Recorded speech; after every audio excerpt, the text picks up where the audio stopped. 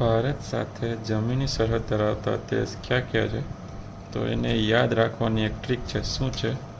તો કે ટ્રીક છે બચપન મેં MBA. શું છે? બચપન મેં MBA. બચપન મેં MBA. ભારત સાથે જે જમીની સરહદ ધરાવે છે ને એ દેશ ક્યાં ક્યાં છે ને એને યાદ રાખવાની આ ટ્રીક છે. બ એટલે કે બાંગ્લાદેશ, ચ એટલે કે ચીન, પ એટલે કે પાકિસ્તાન, ન એટલે કે નેપાળ, મ એટલે કે મ્યાનમાર, બી એટલે કે ભૂટાન, એ એટલે કે અફઘાનિસ્તાન.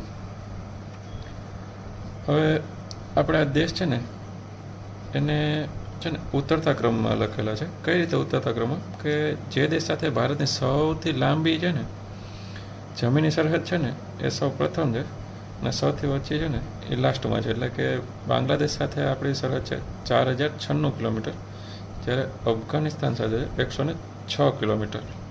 એટલે આ જે છે ને એ આપણે ઉતરતા ક્રમમાં જ આ ટ્રીક છે. એટલે એ પણ આપણને ખ્યાલ હોવો જોઈએ. ક્યારે એવું પૂછે કે ભારતના જે જમીન સરહદ ધરાવતા દેશ છે એને કિલોમીટર વાઇઝ ઉતરતા ક્રમમાં અથવા ચડતા ક્રમમાં ગોઠવતા આપણે જે છે ને એ ક્રમ જ છે. એટલે આપણને આરામથી એ જે કાંઈ પણ ક્વેશ્ચન હશે એનો જવાબ આપી શકશો. હવે બાંગ્લાદેશની કેપિટલ છે ઢાકા.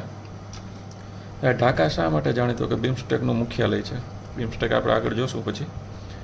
ચીનનું બીજિંગ છે ને ત્યાં કેનું હેડક્વાર્ટર છે? તો કે એ સીઓનું મુખ્યાલય છે.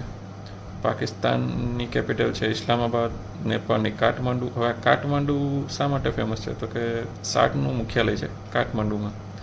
મ્યાનમારની કેપિટલ છે નેપિડો, ભૂટાનની છે થિમ્પુ, અફઘાનિસ્તાનની છે કાબુલ. હવે આપણે એ પણ ખ્યાલ હોવો જોઈએ કે ભારતની જે અલગ અલગ દેશો સાથેની જે સરહદ છે ને ત્યાં ભારતની કઈ કઈ CAPFની ટુકડીઓ છે. હવે ભારત અને બાંગ્લાદેશની સરહદે છે BSF.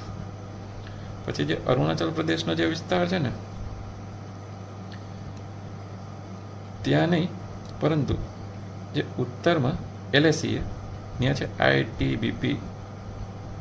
પાકિસ્તાનની સરહદ પર શું છે? તો કે BSF છે. નેપાળની સરહદ પર શું છે? તો કે SSB છે. મ્યાનમારમાં આસામ રાઇફલ્સ અને ક્યારેક ક્યારેક BSF પણ હોય છે. ભૂટાનમાં SSB સીમા સુરક્ષા બલ છે. અને હાલના સ્થિતિમાં અફઘાનિસ્તાન સાથે આપણી જે અફઘાનિસ્તાન છે ને એની સાથે સીધી સરહદ નથી. એટલે હાલે અફઘાનિસ્તાનની જે આપણી બોર્ડર છે ને POKમાં આવે છે. એટલે ત્યાં આપણી કોઈ ટુકડી છે નહીં અત્યારે. ભારત અને ચીન જે અરુણાચલ પ્રદેશમાં જે સીમા છે ને એને મેકમોહન લાઇન કહેવામાં આવે છે. અને ભારત પાકિસ્તાનની જે સીમા છે ને એને કહેવામાં આવે છે રેડ ક્લિફ લાઇન. શું કહેવામાં આવે છે? Red cliff line. તો હવે ઘણીવાર પૂછાય છે કે આ સીમાના દેશો વિશે પૂછાય છે, સૌથી લાંબી સરહદ પૂછાય છે, સૌથી ઓછી સરહદ પૂછાય છે, પછી આ બધાના હેડક્વાર્ટર જે છે એ પૂછાય છે, પછી આ ટુકડીઓ પણ આપણને ખ્યાલ હોવો જોઈએ. Thank you.